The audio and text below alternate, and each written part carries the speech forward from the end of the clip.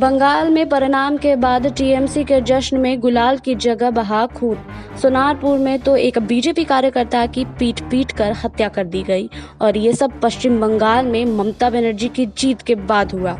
यानी इस तरह से टीएमसी के कार्यकर्ताओं ने जश्न मनाया और गुलाल की जगह खून ले लिया। अगर हम अब तक की राजनीतिक हिंसा के बारे में आपको बताएं तो टीएमसी ने बढ़त बनाई हुई है। पिछले 24 घंटे में टीएमसी कार्यकर्ताओं पर बीजेपी की 5 कार्यकर्ताओं की हत्या के आरोप लग चुके हैं। चुनाव के बाद अब बीजेपी को वोट देने वाले मतदाताओं को और कार्यकर्ताओं को इसकी सजा दी गई है।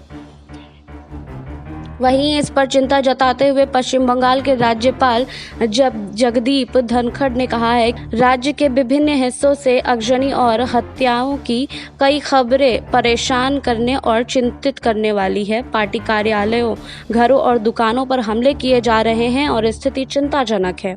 आज उन्होंने पश्चिम बंगाल के डीजीपी से इस पर जानकारी ली है। हालांकि यह महत्वपूर्ण बात है कि चुनाव के दौरान खुद पर हमले का आरोप लगाने वाली ममता बनर्जी हर बार की तरह इस हिंसा पर चुप हैं, क्योंकि ये हिंसा बीजेपी कार्यकर्ता और चुनाव में उसे वोट देने वाले वोटरों के खिलाफ हो रही है।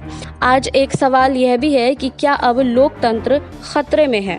पश्चिम बंगाल में नतीजों के बाद ही नहीं बल्कि विधानसभा चुनाव के दौरान भी काफ़ी हिंसा हुई और चुनाव से पहले भी कई राजनीतिक कार्यकर्ताओं की हत्या कर दी गई। ये पश्चिम बंगाल में कई दशकों से हो रहा है। जब राज्य में 34 वर्षों तक लेफ्ट की सरकार थी तब भी वहां राजनीतिक हिंसा होती थी। पूर्व मुख्यमंत्री ज्योति बसु ने विधानसभा में ये बात बताया था कि 1988 से 1989 के दौरान बंगाल में कम से कम 86 राजनीतिक कार्यकर्ताओं को मौत के घाट उतार दिया गया था। तो तत्कालीन प्रधानमंत्री राजीव गांधी को यह कहना पड़ा था कि वामपंथियों के बंगाल में जीना बेहद खतरनाक हो गया है। लेकिन विडंबना देखिए कि 32 वर्षों के बाद भी पश्चिम बंगाल में परिस्थितियां बदली नहीं हैं। हालांकि इतिहास के पन्ने पलटे तो बंगाल में आज़ादी के बाद से राजनीतिक हिंसा की शुरुआत हो गई थी। वर्ष 1947 और 1948 में किसानों और जमींदारों में जबरदस्त खूनी टकराव हुआ था। तब इस हिंसा में एक ओर कांग्रेस थी और दूसरी ओर लेफ्ट पार्टियां थी।